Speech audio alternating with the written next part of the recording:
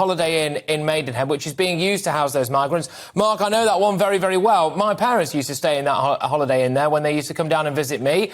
And yes, that's now no longer the case, of course. What's the latest where you are then, Mark?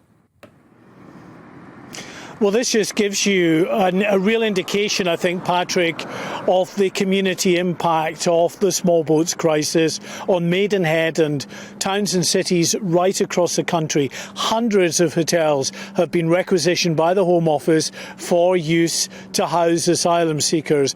And people here, one or two people say that actually they don't mind the asylum seekers being here. Many more have told us they very much mind. In fact, there was one gentleman, Barry Thomas, who we saw remonstrating with one of the security guards here, came across and spoke to us, didn't want to appear on camera because he said he wouldn't be able to stop himself swearing, but he has been in heated discussions and arguments with the contractors who've taken over this hotel on behalf of the Home Office, the security people, the asylum seekers themselves who are staying here.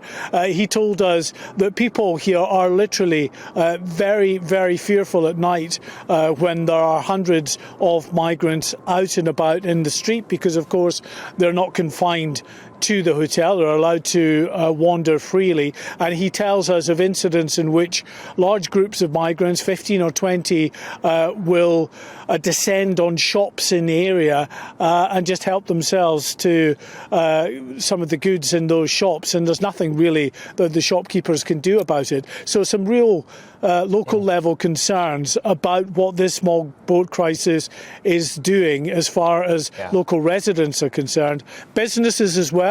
I spoke to a local taxi driver called Douglas Watts, who told me that it's actually been really bad for his business. Just tell us, you've noticed the way it's been impacting your businesses. It's massive impact. I have many customers coming from Scotland and Ireland. They can't use the hotel. So yeah, it's a massive. They don't come down, travel so much no more because they have to go to a hotel in either Windsor, which is more expensive, or go to the Crown Plaza in Marlow, which is out the way. And you've not been told how long this hotel could be out of use for the wider public?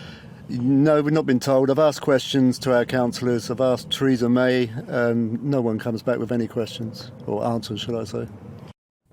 People are absolutely right, Mark, to raise these security concerns. When that hotel was first requisitioned by the Home Office, I decided to go and check it out. I managed to walk in there completely unopposed. Obviously, if I'd have had ill intentions, then that could have been a bad thing. But the implication as well is that potentially people can just walk out of it. And let's tie that in now to something that we've seen over the weekend with some migrants who crossed the Channel and landed at St Margaret's Beach, now supposedly on the run.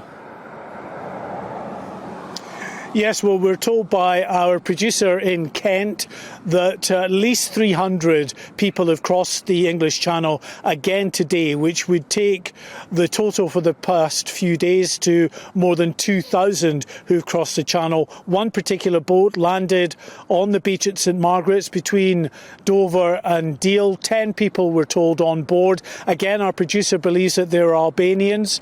Of those 10 people on board that rigid inflatable, 3 of them have been apprehended after they ran off.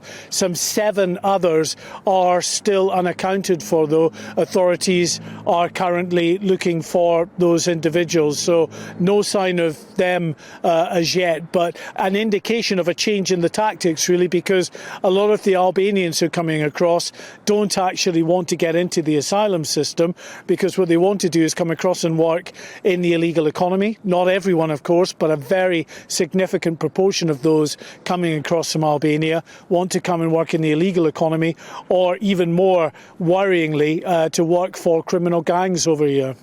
Yeah, Mark, absolutely. Thank you very, very much, Mark White.